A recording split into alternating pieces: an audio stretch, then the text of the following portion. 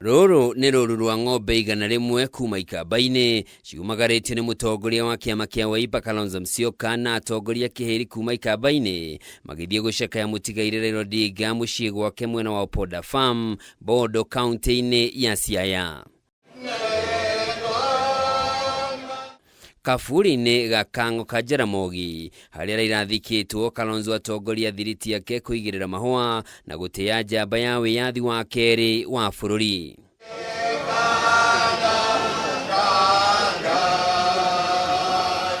Akiari igongona-ini inini riria rikuharirio ni mutumia wa MUTIGAIRI Mama Raila Odinga, Kalonzo ni atugirire Raila ta njamba ya bururi na bururi ndukanariganirwo niyo ori. The gentleman lying here would have been the Commander-in-Chief of the Defense Forces of the Republic of Kenya. Kalonzo uria wanateaniria matanya make ma gutuika mutongoria wa bururi no indi akanyita Raila mbaru ithurano-ini ithatu ni atariirie mamwe ma maria magereire makigeria gutetia kwambatira kwa garama ya muturire hindi ya mirurungano ya mwaka wa 2023. We've been to the trenches with my brother on one occasion in 2023 when Kenyans were saying the cost of living was unbearable. Some of us wore sufurias. We nearly got killed. Raila and I escaped from Embakasi South. How we did it was amazing.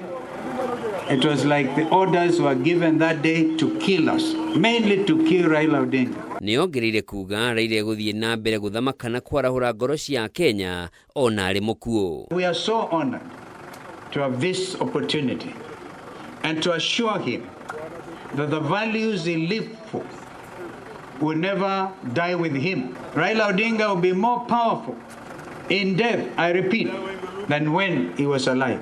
Because he inspired the young Kenyans. He inspired the Gen Zs. And I remember that little girl in 2024 who said on the television, Baba, we have done enough. Rest, achia sisi kazi. And they did. Miario ya Kalonzo ni nyitirwo mbaru ni atongorire mauma hamwe nake. When you come here, you must remember the legacy of Raila Odinga. The legacy of Raila Odinga is that of a fighter who made it possible for us to have multi-party, who made it possible for us to have a new constitution, and who stood for good governance and devolution. That is the legacy.